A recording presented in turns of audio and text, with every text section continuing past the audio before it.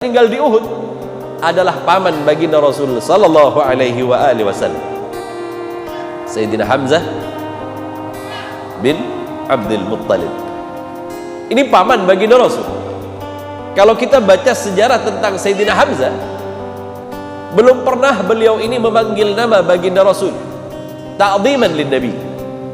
Saking memuliakan baginda Rasul, walaupun kemenakannya sendiri, beliau belum pernah panggil baginda Rasul dengan sebutan ya Muhammad, belum pernah. Beliau beriman kepada baginda Rasul sallallahu alaihi wasallam karena membela baginda Rasul sallallahu alaihi wasallam ketika dipukul oleh Abu Jahal. Sejak saat itulah kemudian ia mengumumkan keimanannya kepada kaum muslimin, dan siapa saja yang mengganggu baginda Rasul berarti ia telah menggangguku, kata Sayyidina Hamzah. Masuklah ia ke dalam Islam, sehingganya perlahan-lahan Islam mulai ditakuti, salah satunya dengan masuknya ke dalam Islam Sayyidina Hamzah bin Abdul Muttalib. Itu sebab kemudian Sayyidina Hamzah ini adalah salah satu orang yang di dalam perang Badar berhasil membunuh banyak dari pimpinan orang-orang Quraisy. Salah seorang perempuan bernama Hindun, dia ini menjanjikan hadiah bagi mereka yang berhasil membunuh Sayyidina Hamzah.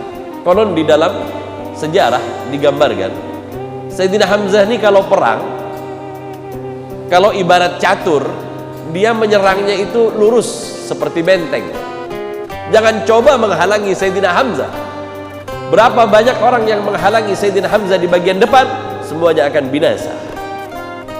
Di hari itu yang diincar oleh orang-orang kaum musyrikin dua orang di antaranya, Sayyidina Hamzah bin Abdul Muttalib dan Sayyidina Ali bin Abi Thalib.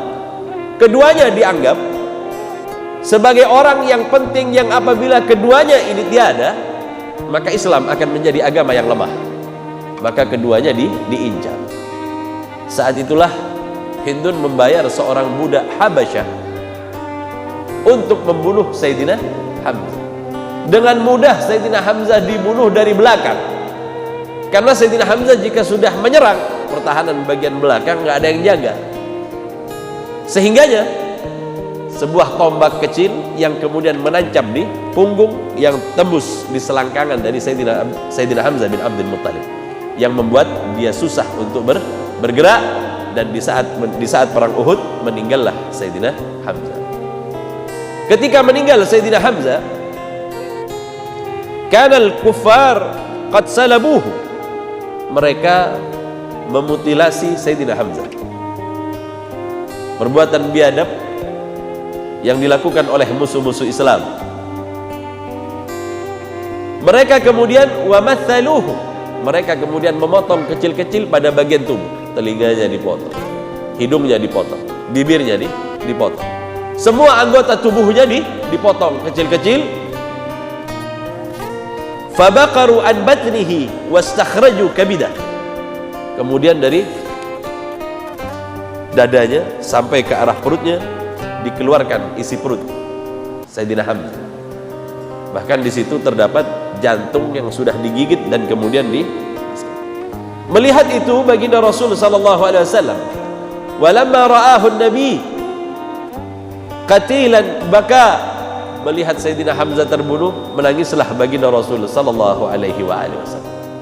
Belum pernah baginda Rasul bersedih sesedih itu, kata sahabat. Hari di mana terbunuhnya Sayyidina Hamzah adalah hari di mana kesedihan baginda Rasul sallallahu alaihi wasallam.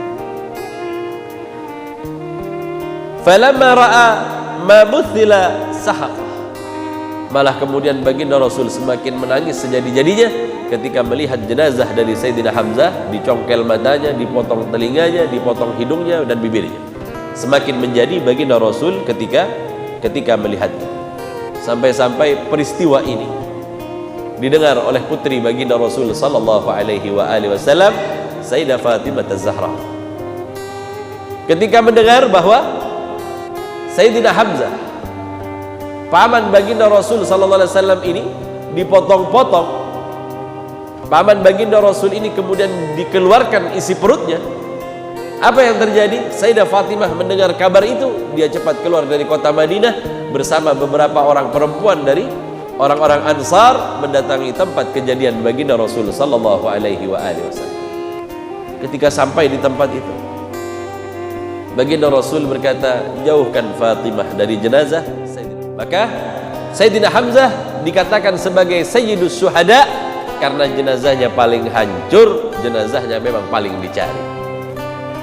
Ahli perang menyebutkan Sayyidina Hamzah kalau perang itu kayak benteng, jadi gampang diserang dari belakang. Sayyidina Ali lolos dari perang Uhud. Kenapa dia begitu? Karena dia memiliki teknik perang kalau dalam permainan catur kayak kuda, Pak. Nggak ketahuan kemana larinya setelah itu.